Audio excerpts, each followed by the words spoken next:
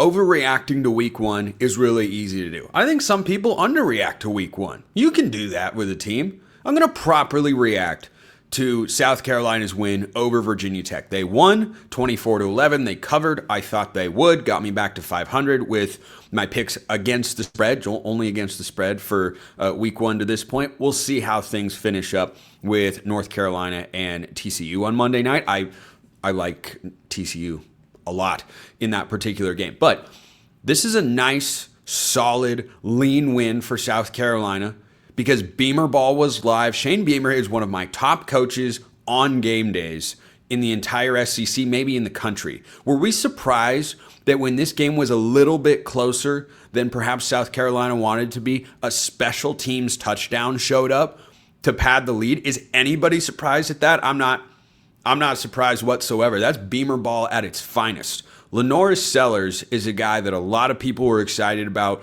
coming into the season. I heard him get described on the broadcast by Louis Riddick. I think he and Bob Wischusen, by the way, one of the better college football broadcasting tandems out there. There are some other good ones, but I really like those two guys.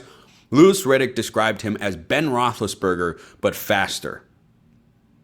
And you might think, well, that's a lofty comparison. Ben Roethlisberger's a Hall of Famer. Yes, indeed, he was. But when you watch LaNorris Sellers, you know what he is fundamentally?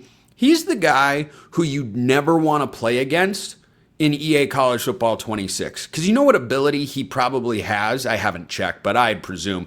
You know what ability he probably has that frankly is realistic, as frustrating as it is to go against when you're playing that game? That break, tackle, get away from sack ability. How many times in this game? Look at the final run on 4th and 5. Virginia Tech's got him. It looks like he's dead, and then he's just running. He's just off. People have questions about his passing. I'll get to that more in a moment. You can't question this guy's toughness. You can't question the it factor. You can't question his ability to make plays on the ground and just do whatever is required. One of the other questions about South Carolina coming into this game, or really coming into the season, was, hey, what is LaNorris Sellers as a passer? And who's he throwing the ball to outside of Nick Harbor? Well, the good news this week, LaNorris Sellers was 12-19, 209 yards and a touchdown, no interceptions. He did have a fumble, but you know they were able to get back on top of it. So that was certainly a moment where I went, that wasn't great. He almost threw an interception, but he didn't. He didn't see a safety coming down from the back end of the coverage, got fooled a little there. I'm sure he'll see that on film. I'm sure the South Carolina staff will clean those sorts of things up. But for game one, at least, you didn't need any more than Nick Harbor, who caught 2 touchdowns in this game. I did not in no world do I think that was not a touchdown in the corner. I thought that was clearly a touchdown. Very clearly a touchdown. So Nick Harbor should have had over 100 yards and 2 touchdowns. Instead, he had 3 for 99 in a score. His position is football player, and he is awesome. Former 5-star recruit, one of the freakiest athletes in the entire country, regardless of position. So this is a really solid performance for South Carolina. The defense looked as I thought it might. They did not allow Virginia Tech to score a touchdown. That'll do. That's a Virginia Tech team. My question and the reason I felt confident about the Gamecocks going into this was, are they going to have the guys up front to block South Carolina's front 7? I don't think they did. A couple of sacks in this game for South Carolina, a couple other TFLs. But the Hokies in this game ran for just 115 yards. Not 150 yards, 115 yards. That's not enough when you have a quarterback in Kyron Drones that hasn't taken enough steps forward as a passer. I came out of this game with way more questions about him throwing the ball than LaNorris Sellers. I think there are other steps. I think there's another gear to LaNorris Sellers' game that can lead to him being a potential first-round pick. He's got a strong arm, incredibly fast. He's very mobile. He's very big. There are a lot of things to like. I think this was a good, solid showing. You win a Power 4 non-conference game. You don't have a blemish on the resume early on in the season. And South Carolina's schedule is not what you would call a cakewalk going forward. They have South Carolina State this week. They'll be okay. Vanderbilt at home. Don't sleep on that one. Missouri, Kentucky. Then it gets tough. So they have time to figure this stuff out. They should not lose when they go play LSU in Death Valley. They should be undefeated. They should absolutely be undefeated. South Carolina is a team I like coming into the year, and I thought they looked good. I don't think they blew anybody away with, oh my gosh, they're even better than we thought. They looked good. That is a good showing. You should feel good about it. But should you be over the moon? No, this is not an outright win, non-conference sort of battle because I expected them to win the game. So good performance for South Carolina. That's a good start. A lot of teams would take a good start. Texas would take a good start. Alabama would take a good start. Yeah, this is a good outcome. It's nothing to go overboard. LaNorris Sellers is going to win the Heisman. No, he's still got some room to grow, but I see some progression, and I thought he had another touchdown in there that was taken off the board incorrectly by the officiating crew.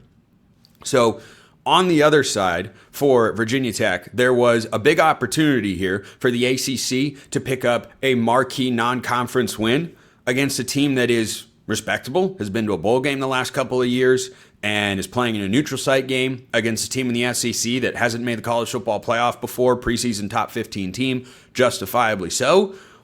This was not good.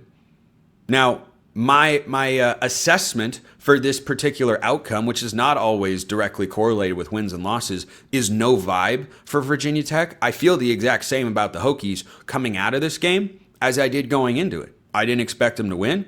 I thought they might struggle up front.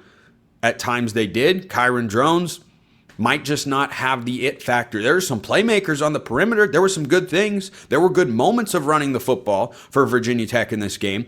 But on the whole, this is exactly why I thought South Carolina would win. Looked exactly as I expected it to. So no, my opinion of Virginia Tech has not changed. I think once they get into ACC play, they can actually be all right. Because I don't think you're going to see the level of trench play in that conference that you saw in game one here against South Carolina. But next week against Vanderbilt, yeah, that needs to be a win. There is no ifs, ands, or buts about it. That is your home opener. Vanderbilt's coming to your field. And yes, Diego Pavia is a good quarterback, and Vanderbilt's a solid team. They were last year. I think they will be at least all right or respectable again this season. That needs to be a win. If Brent Pry, he would have benefited so much from a win in this spot against South Carolina. But a loss, I don't think absolutely kills him. And so that does set the table for the Vanderbilt game next week, where that game at home, that's got to be a win, or we're going to start the clock on Brent Pry and Blacksburg, just like we have on this show on Kalen DeBoer at Alabama. That is how I see this playing out. So not the worst game. I didn't think Virginia Tech was completely outclassed. Of course, they were in a tight game at the half. They did get a little break from the officials, I thought, there on the touchdown, as I mentioned. But, Donovan Green had some phenomenal plays in this game. Aiden Green also had a nice day. They combined for over 160 receiving yards between the two of them. So I didn't think this was all bad news for Virginia Tech, but I was just watching the game going, okay.